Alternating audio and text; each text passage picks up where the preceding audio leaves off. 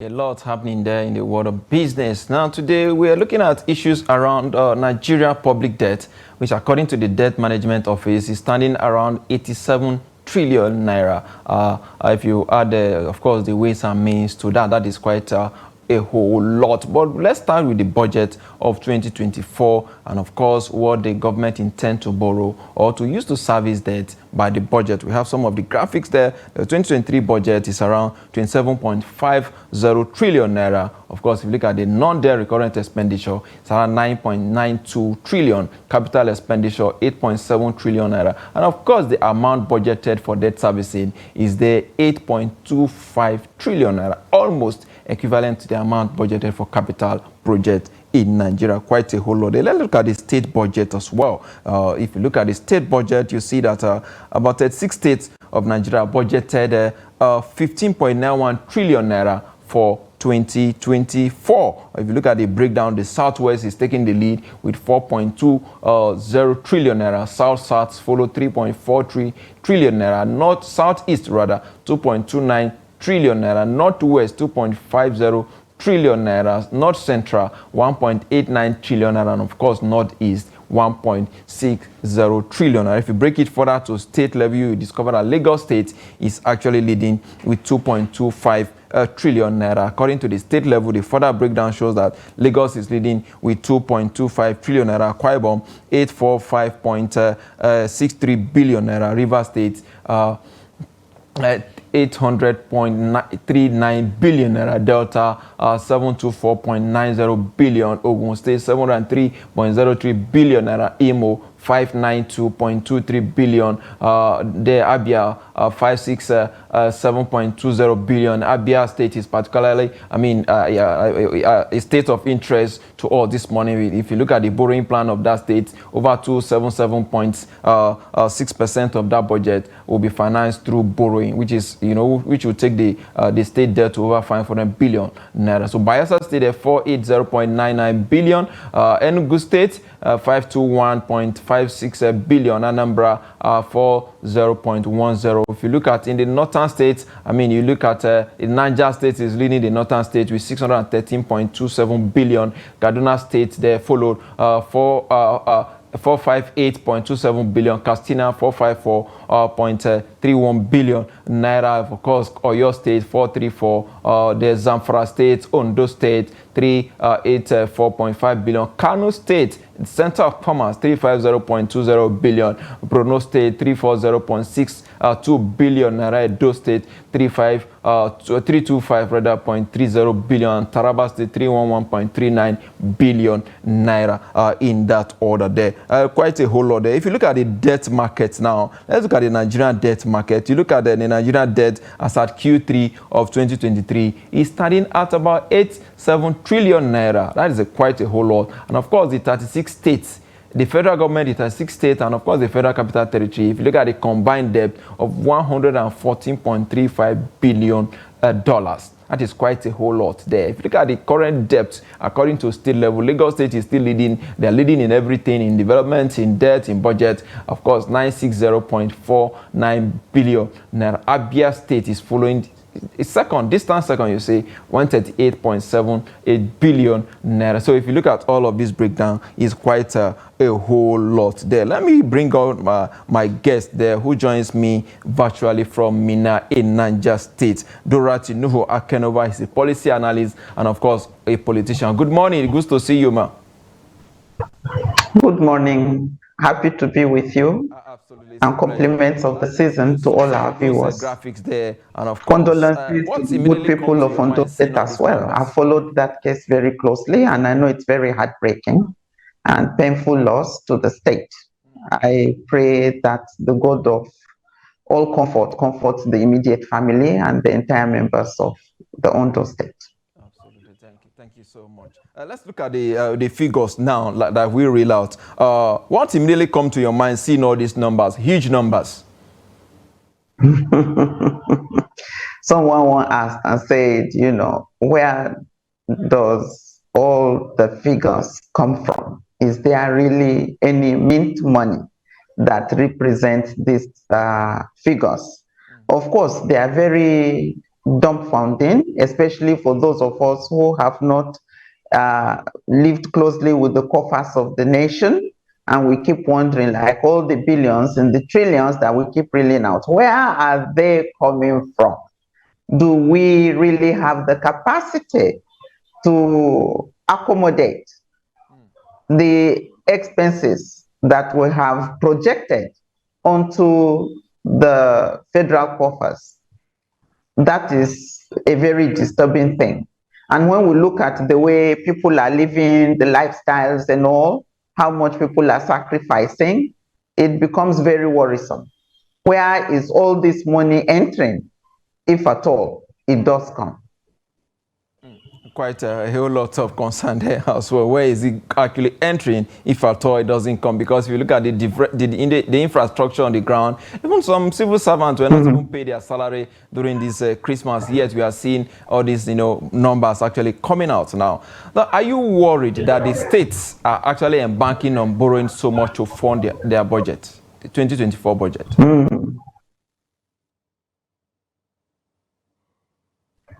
Yeah, it was breaking a bit, but I suppose what you are wondering is how are we going to fund this budget with all the infrastructural deterioration that we have, the demands of salaries that is placed on the civil service and all.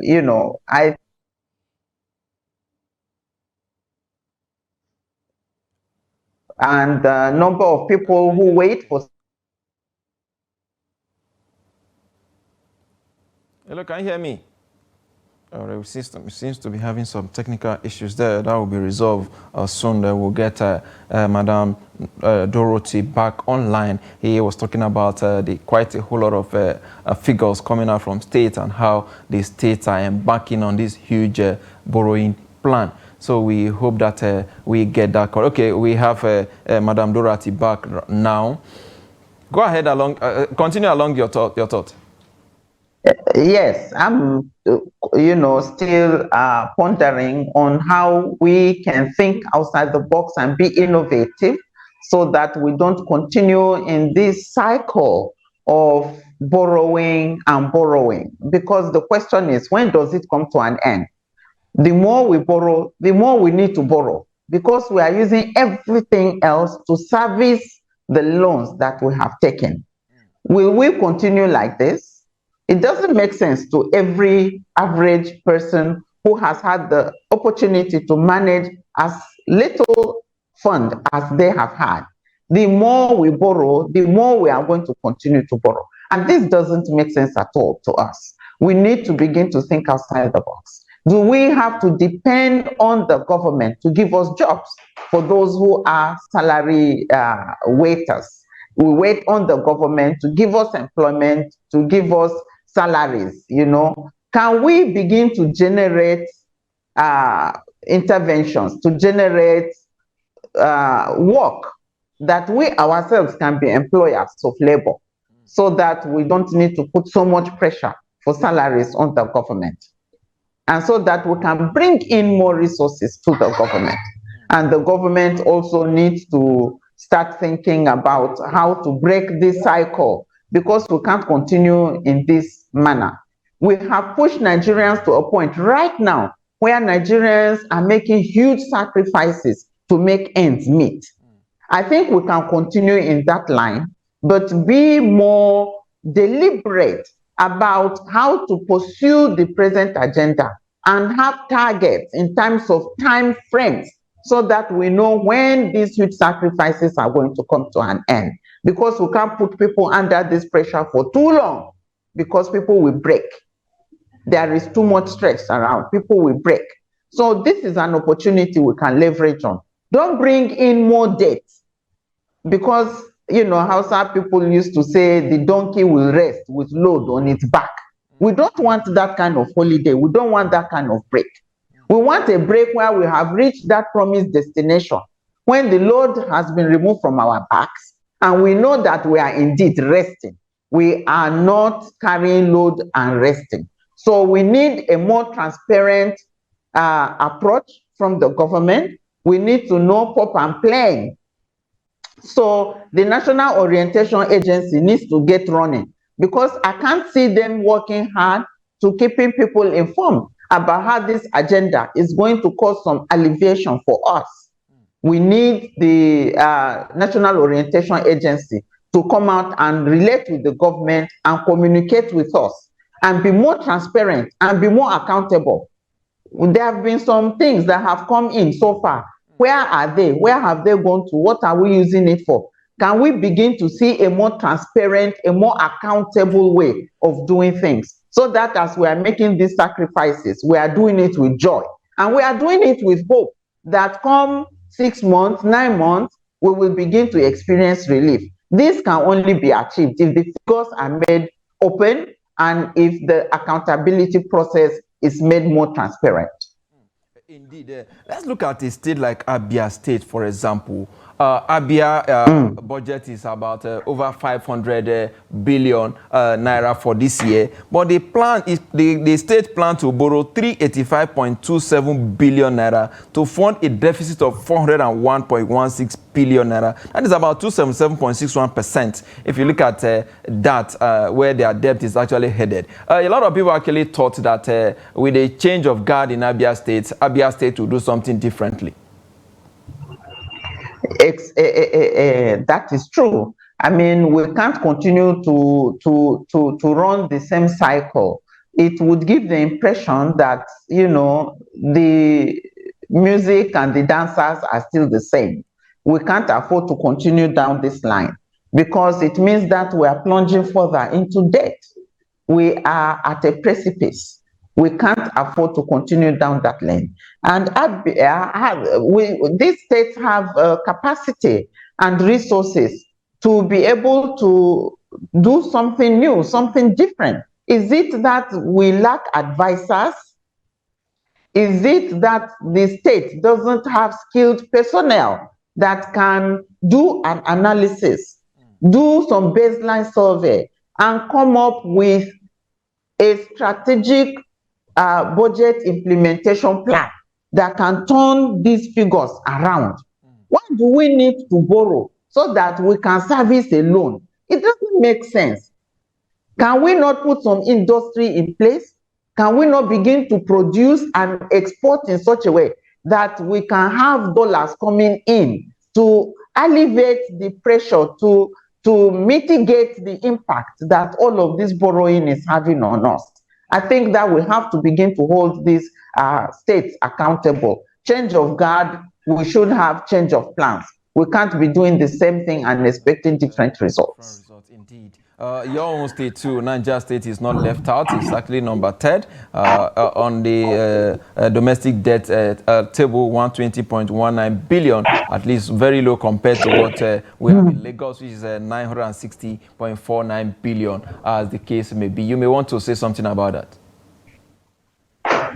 It's very disappointing because the poverty rate in Niger State is so high that I've been around for some 3 Fridays running concurrently, and I know the number of people who go to assemble in the front of the state government house, waiting every Friday for handouts of 5,000 naira. 2 Fridays ago, there was rumor that it was going to jump to 10,000. So we had people from other local governments storming into the state capital, assembling in the front of the government house, waiting for the governor to come back from us so that they can receive their 5,000 and 10,000 towards Christmas. The same thing happened last Friday. Sadly, nothing was given, unlike the previous Fridays. You know, we can't continue like this. What people want is not the 5,000 naira handouts. Let us have a system in place that works. Someone said that if you were a miner 20 years ago and you came back 20 years after, the same stickers that you left when you left the state, you will come and meet those stickers, those banners. It means nothing is changing, nothing is happening. Absolutely. Of course, we've seen that there is an attempt, you know, now we are seeing the roads are getting built and so on. But that is a tip of the iceberg. And the system that permits any public administrator to use their own discretion to decide every Friday I will give people 5,000 makes me question the leadership principle that is being driven there. Are we weaponizing and taking advantage of the poverty in the state and holding people captive in their minds and in their spirit so that we can turn them any way we choose to? This is wrong way to run things. We can have institutions that can be that can serve as consultants if there is need to give any palliatives, rather than waste money this way in a manner that cannot be accounted for. You know, we can be more accountable as a state than we presently are. And I'm still emphasizing on the need for transparency and accountability. We can't hide anything away from the public. If funds have been returned by contracts who couldn't do contracts throughout the past 8 years, can we have those things, you know, in public domain, in local languages? We know money, we know how to budget, we know how to expend. All we want you to do is give us information. Let us use our minds to do the analysis. It is very important to carry people along at this point.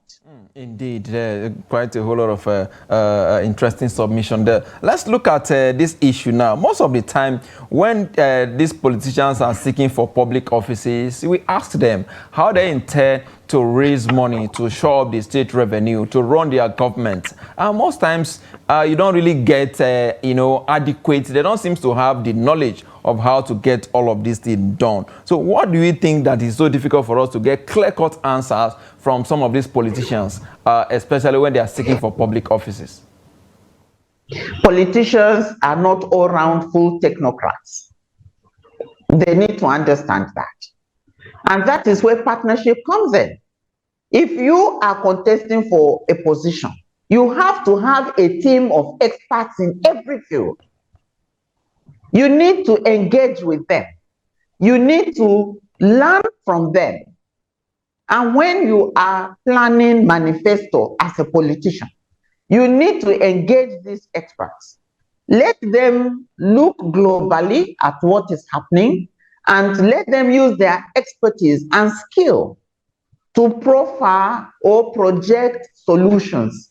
Let them look, using their expertise, examine and identify assumptions. What are the likely challenges that are going to crop up if we are going to drive this way in our economic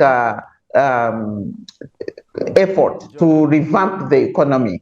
You know, so if we get experts involved and they are able to do that, then we can have a blueprint to run with once we are given the mandate. And that's why I think Bola Ahmed Tinubu was always saying he will hit the ground running. And that's why we've seen people like Beta Edu, you know, it looks like they had already done their homework. And so they come and here they go. Uber of Works has been doing the same thing. So every politician needs to surround themselves with people who are skilled so that when the time comes and they get the people's confidence and mandate, they can hit the ground running, doing the right things. And that will save us a lot of time. You don't wait until you have won the elections. Then you are scrambling up and down for who can help me out with A or B or C. No, you should have had your plans ready and in place. And the electorate needs to begin to hold the politicians accountable. When they come to speak to us, when they are giving us those evasive answers, we should say no. We should stick to the point. The media should also play its role. If we are not running issue-based campaign, it is the responsibility of the media to bring on board analysts that will continue to hammer on these politicians and analyze every public statement that they have made since they started contesting and campaigning. What did they say? What is the content of what they said? What is the value of the content of what they have said and the promises that they are giving the electorate? It is only when we begin to do this that we can see some difference. Indeed, there are quite a whole lot of, I mean, we need to indeed, scrutinize our politicians and indeed sanitize them before they actually get into power. As some say, maybe the best way out is for us to adopt what some call true federalism. Some say there's nothing like true federalism. It's either you are, practicing federalism or you're not practicing federalism at all. Maybe by the time we start, implementing federalism, probably governors may need to sit up, maybe, and then by that time, those that really truly want to serve people will come out. Yes, I agree with you, because without restructuring in that sense, we are going to continue to just, roam around in circles. We will be busy in motion, but we won't be gaining any mileage. And that is what is happening right now. We need to look at things differently from the way we have been doing them, making sure that these politicians are actually well scrutinized before they come into power. Otherwise, we'll continue to experience this nightmare. And people are tired. We need to feel the sense of we have new people on board, and that sense is eluding us. And that is because the policy, the guiding document that we are using is not properly defined to give us the results that we want. And so that restructuring, we need to visit it quickly. I understand that the House of Assembly is trying to review Constitution and all of those things. I've listened to people who have made comments, and I agree with those comments that say that as the House of Reps or the Senate, how do you sit on your own and start reviewing a Constitution and or whatever policy, and then come and tell us you've reviewed it, this is what we have to run with now? What happens to the opinion of the people?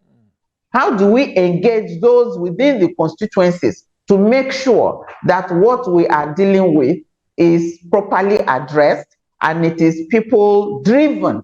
Because that is what federalism is all about eventually, where the power, devolves from the center and it is going to the people, where the people are. So it is very critical for us to visit restructuring. I agree that people who are saying you are either practicing federalism or you are not. But those who are saying we want true federalism are just saying we want federalism. We don't want something adulterated. We don't want something that has some little drop of poison in it, in terms of all the negative values that have plunged us where we are. So federalism, yes, is federalism. But what they are telling us is federalism is false. It is not federalism. So we want the federalism. And that's where the true federalism language comes in. It is not like there is a, you get what I mean. So we want that federalism. We want the center to remain the center, and we want the power to devolve. Let it come down to where the people are. Let the people take decisions, and let the people have the ability to hold their immediate leaders responsible. That is how it is. If I can't hold Bago responsible as my governor, and I'm going to hold Tinubu responsible as the president, I have jumped, a level, and there is no way that's going to work. So let's restructure. Indeed, we need to restructure, but some are also accusing the government of not really, looking in that direction, because it was part of their campaign plan, but 7 months down the line, nobody is mentioning that so far. In 30 seconds. Well, we have mentioned it. We have reminded them using this platform of the Trust TV. So those leaders out there, I am still emphatic about restructuring, because I know, as a feminist, as a women's human rights activist, and as a politician who has aspired for the highest position of the country, that if we need to see any difference, then we must restructure. All right. Dorothy Nuhu-Aken'ova, a policy analyst, a politician, and of course, a former presidential candidate on the platform of SDP. I must thank you for your contribution on Business Daily. Thank you very much. It's been a pleasure spending this time with you. Happy New Year in advance, Yusuf. Merry Christmas, and indeed Happy New Year in advance to you there. Have a lovely day in Niger State. All right, that is a wrap on the show. Today we'll be back again tomorrow. I am Yusuf Akogun.